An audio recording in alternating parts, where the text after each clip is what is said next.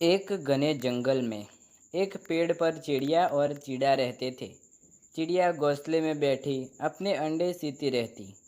चिड़िया के दो बच्चे थे, वह उन्होंने अच्छी तरह पाल पोस कर बड़े किए थे।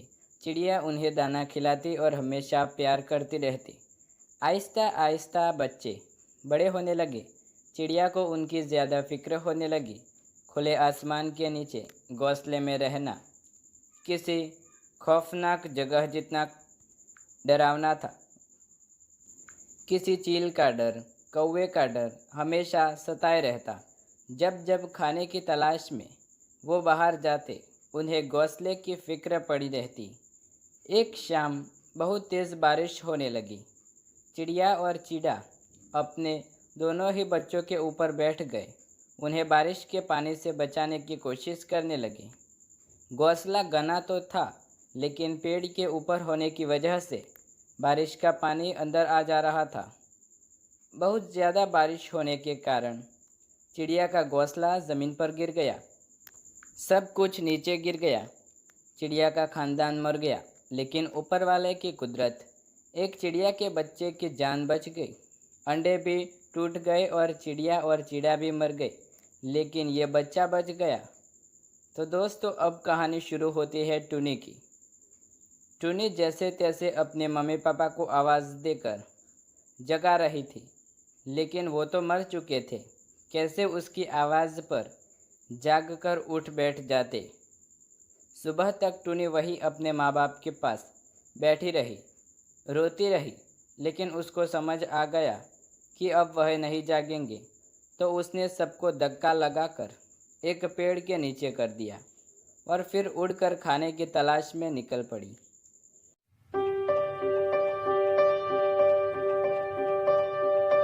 अब टुनी ने कुछ उड़ान ही भरी थी कि एक जालिम चील की नज़र टुनी पर पड़ गई। वह उसके पीछे भागा, लेकिन टुनी छोटी थी तो क्या हुआ, वो बहुत होशियार थी। चुप कर जाकर एक पेड़ के नीचे छुप गई। चील ने उसे पकड़ने की कोशिश की। यह सारा मंजर एक तोता देख रहा था। उसने आवाज़ लगाई, तुम्हें शर्म नहीं आती? एक छोटा सा मासूम सा चिड़िया का बच्चा है, उसे परेशान करे जा रहे हो। तुम्हें इसलिए इतनी ताकत नहीं मिली कि बेचारे मासूम से बच्चे को कत्ल करो। शर्म करो, शर्म। जालिम चील बहुत गुस्से में आ जाता है। ओहो, मुझे तुम सिखाओगे? मुझे ज़्यादा लेक्चर देने की ज़रूरत नहीं, समझे ना? अपने काम से काम रखो, वरना मैं इसे छोड़कर तुम्हारी चटनी बना दूंगा। चल निकल यहाँ से। तोता जालिम चील की धमकी से डर गया। जालिम चील टुनी को पकड़ने की कोशिश करता रहा। वो फिर तंग आकर वहाँ से उड़कर चला गया। जालिम चील के जाने के बाद टुनी बाहर आती है और उसके पास तोता उड़कर आता है और टुनी को प्यार से कहता है, अरे नन्हे से मासूम से बच्चे, तुम कहाँ से आए हो ऐसे अकेले खूंखार जंगल में? क्या कर रहे हो बेटा तुम इधर? टुनी रोने लगी। तोते अंकल, मेरा पूरा परिवार मर गया। मेरा पूरा परिवार तूफान में मर गया। अब इस दुनिया में मेरा कोई नहीं, मैं बिल्कुल अकेली हूँ। तोता टुनी की ये बात सुनकर बहुत उदास हो गया। उसको प्यार किया और कहने लगा, ऐसे रोया नहीं जाते बच्चे, मुझे भी रोना आ जाएगा। मैं तुम्हारे साथ हूँ ना, रोना बंद करो, मुझे अपना चाचा बना लो। टुनी ये सुनकर बहुत खुश हो गई। तोते ने उसे कुछ दाने खाने के लिए दिए। ऊपर वाले, ये दुनिया बहुत जालिम है, बहुत जालिम। ये बेचारा नन्हा सा मासूम सा बच्चा, इसकी हिफाजत करना भगवान। मैं आज हूँ, कल ना भी हूँ। अगले दिन टुनी को जाकर क्या हो जाए मुझे कुछ नहीं पता।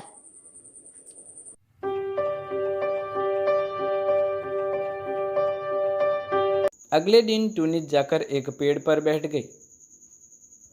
टुनी पेड़ पर बैठी ही थी कि वापस वो जालिम चील वहां आ पहुंचा, जो कल उसे तंग कर रहा था। उसने 2-4 चक्कर लगाए और फिर सामने वाले पेड़ पर आकर बैठ गया। अरे ओए नन्हे से बच्चे, ओए स्वीटी, इतने तुम सॉफ्ट, इतने तुम प्यारे हो, तुम्हें चबाकर खाने का बहुत मज़ा आएगा। कल तो बच गए थे, भाग के चले गए थे। आज तुम्हें बचाने वाला तुम्हारा अंकल तोता नहीं आने वाला। मैंने तुम्हारे अंकल तोते को नदी में गिरा दिया है। तो क्या तुम तैयार हो मेरा लंच बनने के लिए? जालिम चील ये कह ही रहा था कि उसे एक आवाज़ सुनाई दी। खबरदार, दूर रहना बच्चे के पास से। बच्चे के पास से आने की कोशिश न करना, तुम्हें जलाकर खाक कर दूंगी। खबरदार, मैंने फिर से कहा, यह तुम्हारी आखिरी धमकी है। जालिम चील ने पीछे मुड़कर देखा तो पेड़ पर बहुत बड़ी सोनपरी बैठी हुई थी। वो सुनहरे रंग की थी। सोनपरी ने जालिम चील को अपने चमत्कार की शक्ति से नीचे गिरा दिया। जालिम चील यह देखकर वहाँ से भाग गया। टुनी ने उसे सोनपरी की तरफ देखा। सोनपरी ने अपना इंट्रोडक्शन करवाया।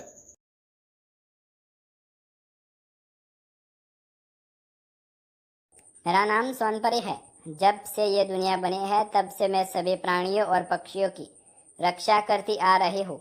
जब जब कोई पशु पक्षी मुश्किल में फंसता है या उस पर कोई जुल्म करने लगता है, उसकी मदद करने के लिए पहुँच जाती हूँ। सोनपरी ने एक मंत्र पढ़ा और देखते ही देखते पेड़ पर एक छोटा सा नन्हा सा मजबूत घर बनकर तैयार हो गया। उसका दरवाज़ा भी बहुत छोटा सा था ताकि कोई जालिम चील या फिर कोई भी अन्य टुनी के घर में ना घुस सके। उतनी देर में बेचारा जख्मी तोता भी वहां आ पहुंचा। टुनी ने सोनपरी से रिक्वेस्ट की, मेरे तोते अंकल के लिए भी एक घर बना दे। सोनपरी ने मंत्र पढ़ा। तोते के लिए भी एक घर तैयार हो गया। फिर सोनपरी ने ज़मीन की तरफ देखा और वहाँ बहुत सारे दानों के ढेर लग गए। टुनी और तोता अंकल बहुत खुश हो गए। उनके पास खाने के लिए था और रहने के लिए एक महफूज घर भी। शुक्रिया कहने के लिए उन्होंने सोनपरी की तरफ देखा और वह गायब हो गई। कुछ हफ्ते बहुत सुकून से गुजर गए। सब कुछ ठीक हो गया था। टुनी भी अब धीरे धीरे बड़ी हो रही थी और तोते अंकल उसका ख्याल भी रखते थे।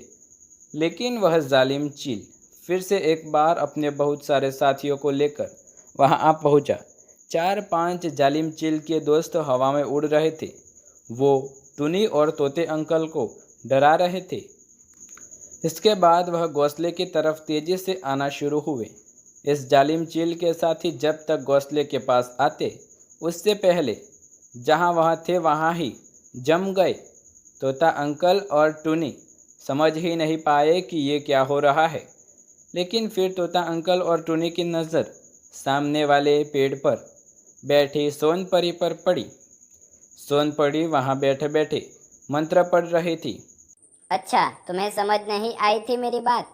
तुम्हें लगा मैं चली जाऊंगी, तो फिर आ गए तुम यह अपनी गंदी शक्ल लेके इन्हें नुकसान पहुंचाने। अब की बार तुम्हें छोड़ूंगी नहीं जालिम चील। जालिम चील और उसके दोस्तों ने माफ़ी मांगने लगे। एक बार और मौका दे दो हम सभी को। सोनपरी ने जालिम चील के साथियों को माफ़ कर दिया, लेकिन जालिम चील को नहीं जाने दिया। मंत्र पढ़ा और उसे उसके पंख पत्थर के कर दिए। वो अब उड़ नहीं सकता था। वो वहाँ से जाए कैसे? वह बहुत चीखने लगा, चिल्लाने लगा, अरे कोई बचाओ, मेरा दिमाग घूम रहा है, प्लीज़ मुझे छोड़ो यहाँ से, मुझे जाने दो, प्लीज़ मुझे पहले जैसा कर दो, मैं इधर कभी नहीं आऊँगा, मुझे प्लीज़ छोड़ दो। जब जालिम चील बहुत विनती करने लगा तो टुनी को जालिम चील पर दया आ गई और उसने सोनपरी से रिक्वेस्ट की कि अब उसे छोड़ दिया जाए। सोनपरी ने मंत्र पढ़ा और जालिम चील आज़ाद हो गया और वहाँ से जान बचाता भागा। उसके बाद उसने कभी मुड़कर नहीं देखा। फिर तोता अंकल और टुनी दोनों साथ में खुश रहने लगे। तब से उस जंगल में किसी ने किसी जानवर पर अपना जुल्म नहीं किया, क्योंकि सबको पता चल गया था कि वह किसी के साथ बुरा करेंगे तो सोनपरी उन्हें माफ़ नहीं करेगी और बदले में उन्हें सज़ा दी जाएगी। तो दोस्तों, कैसी लगी आपको ये कहानी पसंद आए तो वीडियो को लाइक शेयर कमेंट करें। चैनल पर नए हैं तो चैनल को सब्सक्राइब करें और बेल आइकन ज़रूर दबाएं। ऐसे ही नए वीडियो देखने के लिए मिलते हैं अगले वीडियो में। धन्यवाद।